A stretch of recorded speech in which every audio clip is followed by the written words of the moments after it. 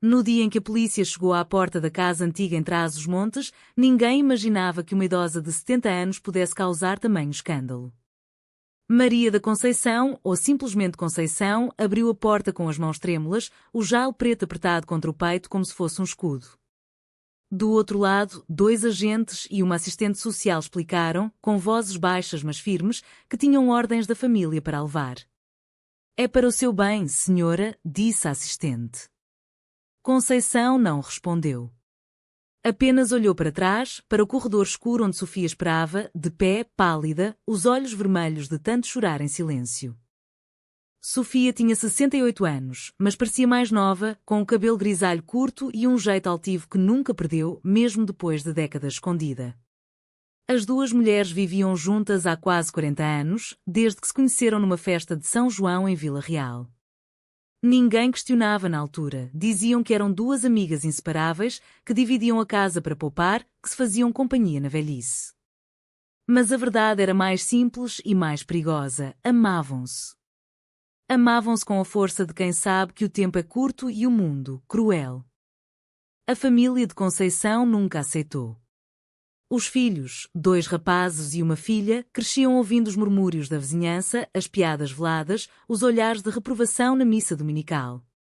Quando o marido de Conceição morreu, há 25 anos, ela convidou Sofia para morar com ela para não ficar sozinha. Foi o princípio do fim da paciência familiar. Os netos, já adolescentes, começaram a perguntar: "Por que é que a avó Sofia dorme no mesmo quarto que a avó Conceição?" As respostas eram evasivas, mas as perguntas não paravam. Agora, com Conceição debilitada após uma queda feia na escada da adega, os filhos decidiram agir. "Ela não pode ficar aqui", disse o mais velho, João, num telefonema coletivo. "Está confusa, não come, não toma os remédios. E aquela mulher bem, já todos sabemos." A filha, Ana, chorou ao telefone, mas concordou. "É melhor um lar. Lá tratam dela como deve ser." Ninguém mencionou Sofia. Era como se ela não existisse. Quando os agentes entraram, Sofia tentou barrar o caminho. "Ela não vai a lado nenhum sem mim", disse, a voz rouca mas firme. Um dos agentes suspirou. "Senhora, isto é ordem judicial. A família tem tutela. A senhora Conceição precisa de cuidados permanentes." Conceição agarrou a mão de Sofia com força surpreendente. "Não me levem sem ela. Por favor." Mas levaram. No carro da assistente social, Conceição chorou baixinho, olhando pela janela para as montanhas que conhecia desde criança. Sofia ficou na porta, sozinha, vendo o carro desaparecer na estrada de terra. Pela primeira vez em 40 anos, as duas estavam separadas. No lar de idosos em Chaves, Conceição foi instalada num quarto pequeno, com uma cama de grades e uma janela que dava para um pátio cinzento. As enfermeiras eram gentis, mas distantes. "Vai habituar-se, Dona Conceição", diziam. Ela não respondia. Passava os dias sentada na cadeira de rodas, olhando para o nada, recusando comida. À noite, sonhava com Sofia, com as noites em que se deitavam abraçadas, ouvindo o vento nas videiras, falando baixinho sobre o futuro que nunca teriam em público. Entretanto, em casa, Sofia começou a luta. Telefonou aos filhos de Conceição, um a um. João desligou mal, ouviu a voz dela. Ana chorou, disse que era para o bem da mãe, que não havia outra solução. O mais novo, Pedro, foi o único que ouviu mais de 2 minutos. "Eu sei que vocês se amam, tia Sofia. Mas a mãe está doente. Não podemos arriscar." Sofia respondeu: "Arriscar o quê? Que as pessoas falem? Que a igreja condene?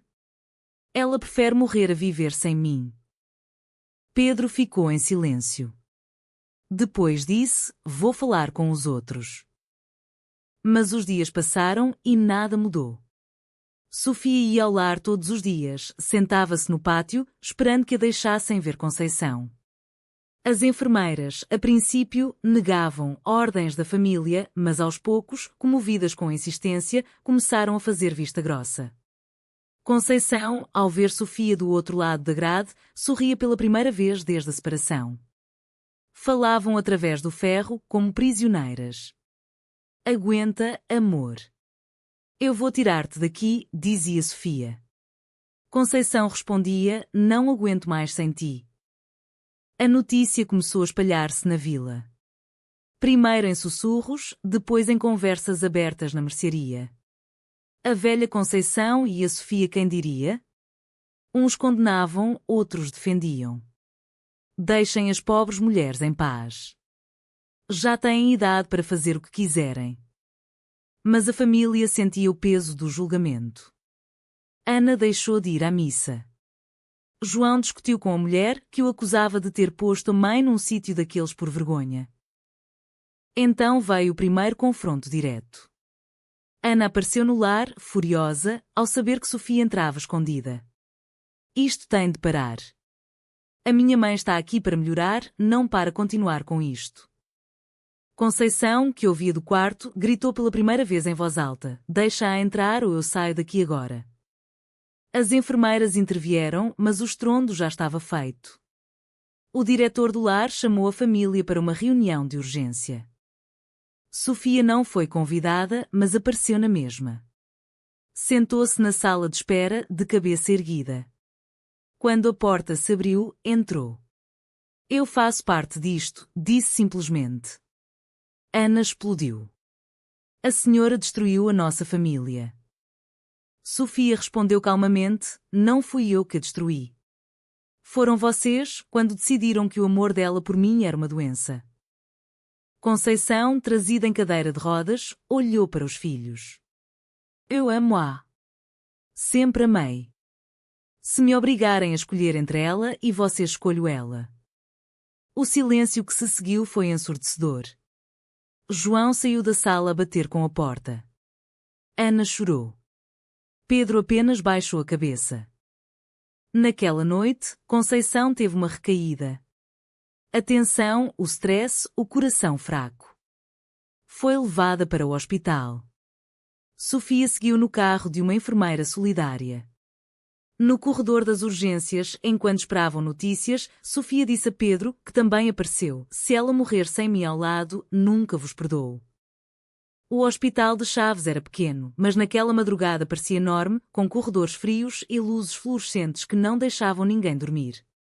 Conceição estabilizou depois de uma noite de angústia, um princípio de insuficiência cardíaca, agravado pelo stress emocional. O médico foi claro: ela precisa de tranquilidade. Nada de emoções fortes. Mas como evitar emoções quando a vida inteira estava em causa? Sofia passou a noite na sala de espera, sem dormir, rezando em silêncio, não à igreja que a condenava, mas a uma força qualquer que a mantivesse viva. Pedro ficou com ela parte do tempo. Pela primeira vez, falaram abertamente. Eu sempre soube, confessou ele. Desde miúdo. Via como olhavam uma para a outra. Mas tinha medo de perguntar. Sofia sorriu triste. E agora tens medo do quê? Pedro suspirou. De perder a mãe. E de a ver sofrer por nossa causa. No dia seguinte, Conceição acordou. A primeira coisa que pediu foi ver Sofia. O médico autorizou, pouco tempo, por favor. Quando Sofia entrou no quarto, as duas mulheres choraram abraçadas. Não me deixes outra vez, sussurrou Conceição. Nunca mais, respondeu Sofia. Mas a família não desistia.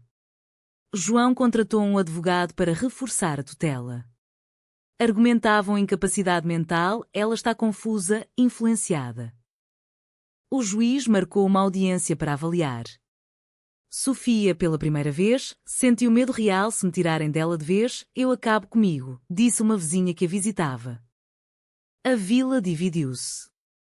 Uns apoiavam a família. É uma vergonha, na idade delas ainda outros, especialmente as mulheres mais velhas, defendiam, deixem-nas em paz. Quem somos nós para julgar o coração? Uma petição online começou, iniciativa de uma jovem neta distante de Conceição, que crescera em Lisboa e via as avós com olhos diferentes. Deixem a avó Conceição e a Sofia ficarem juntas, dizia o texto. Em poucos dias, centenas de assinaturas. A audiência foi num tribunal pequeno em Vila Real. Conceição chegou de ambulância, fraca mas lúcida. Sofia sentou-se ao lado, segurando-lhe a mão em público pela primeira vez. O juiz ouviu todos. João falou de dignidade familiar, de vergonha na terra. Ana chorou, disse que amava a mãe, mas não suportava o falatório. Pedro foi o último. Eu peço que as deixem juntas. Elas já sofreram o suficiente. O juiz adiou a decisão, pedindo avaliação psicológica. Conceição voltou ao lar, mas com permissão para Sofia visitar livremente. Foi um alívio temporário. Às noites, as duas sentavam-se no pátio, de mãos dadas, contando histórias antigas, como se conheceram, como fugiram para a Espanha num fim de semana secreto, como voltaram e decidiram ficar, custasse o que custasse. Mas o passado veio à tona de forma brutal. Uma carta anónima chegou ao lar, fotos antigas, tiradas por alguém da família há anos, mostrando-as abraçadas. Alguém as enviara à imprensa local. O jornal publicou escândalo no lar, idosas em relação proibida.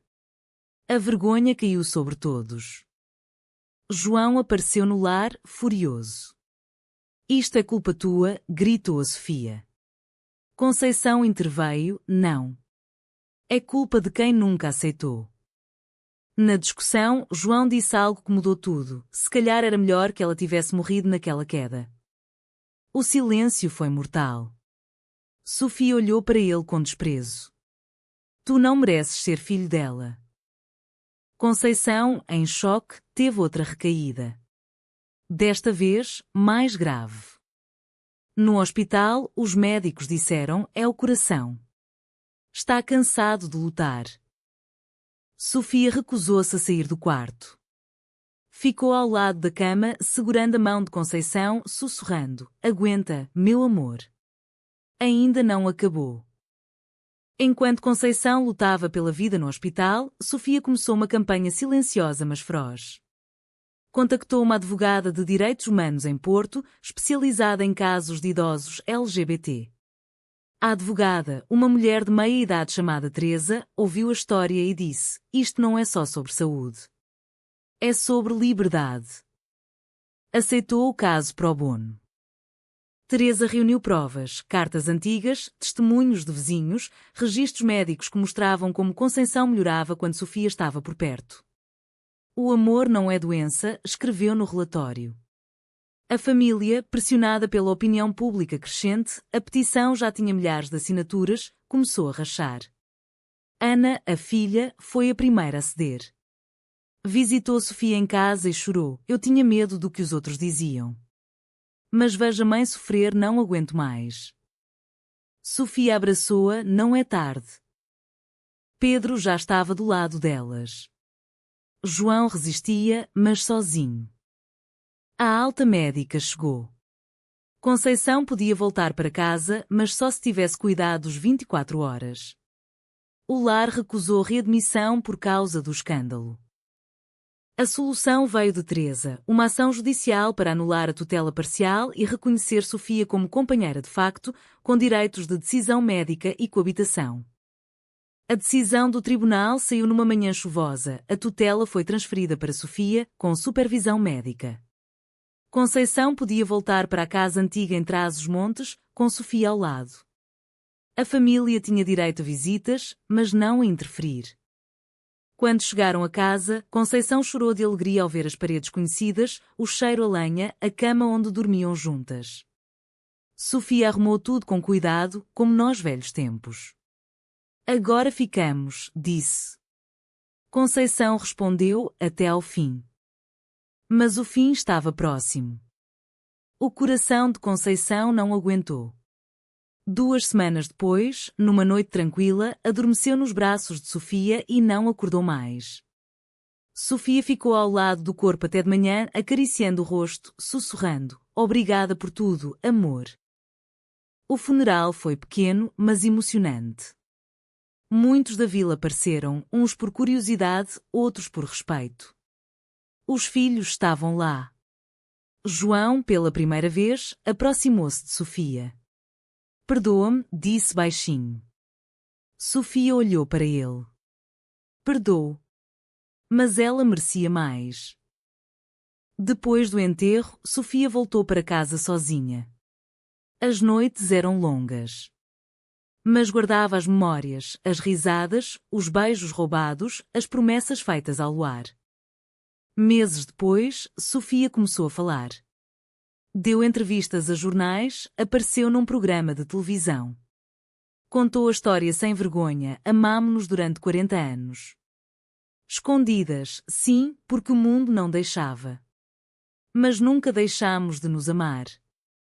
A reação foi mista, uns aplaudiam a coragem, outros condenavam a propaganda. Mas Sofia não se importava. Faço isto por ela. E por outras que ainda estão escondidas. A neta que iniciou a petição veio visitá-la. Chamava-se Mariana, vivia em Lisboa com a namorada. Obrigada, avó Sofia. A senhora abriu caminho. Sofia sorriu. Não fui eu. Foi o amor da tua avó. A casa antiga foi transformada num pequeno museu informal, fotos das duas, cartas, objetos. Sofia recebia visitas de casais mais velhos que contavam as suas histórias em segredo. Nunca pensei que um dia pudesse falar disto, dizia um homem de 80 anos que perdera o companheiro há décadas. Mas o drama não acabou. João, consumido pela culpa, afastou-se da família. Ana reconciliou-se com Sofia, visitava-a regularmente. Pedro tornou-se o apoio constante. Sofia viveu mais 3 anos. No final, numa tarde de outono, sentou-se no pátio, olhou para as montanhas e disse baixinho: Já vou, Conceição. Espera por mim. Morreu pacificamente, com Mariana ao lado. A morte de Sofia chocou a vila. O funeral foi maior que o de Conceição, pessoas vieram de todo o país. A imprensa falou do fim de uma história de amor proibida. Os netos decidiram algo inesperado, enterraram-nas juntas, no mesmo jazigo, com uma inscrição simples: juntas para sempre. Conceição e Sofia. A família, agora unida na dor, percebeu o preço da intolerância. Mariana fez um documentário curto sobre as avós, que ganhou prémios em festivais LGBT. A história tornou-se símbolo de resistência, de amor tardio, de direitos negados e reconquistados. Mas o lar de idosos, onde tudo começou, mudou. Instalaram uma placa em memória de Conceição e Sofia que o amor não tem idade nem barreiras. Anos depois, a história ainda ecoava. Jovens casais visitavam o jazigo, deixavam flores. A sociedade portuguesa mudara, o casamento igualitário era lei há muito, o orgulho gay enchia as ruas de Lisboa e Porto. Mas em vilas como aquela, o eco do conservadorismo permanecia. A pergunta que fica: foi certo o que a família fez no início, separando-as por medo do escândalo, ou o verdadeiro crime foi não aceitar o amor delas desde o princípio? Certo ou errado? Tu decides.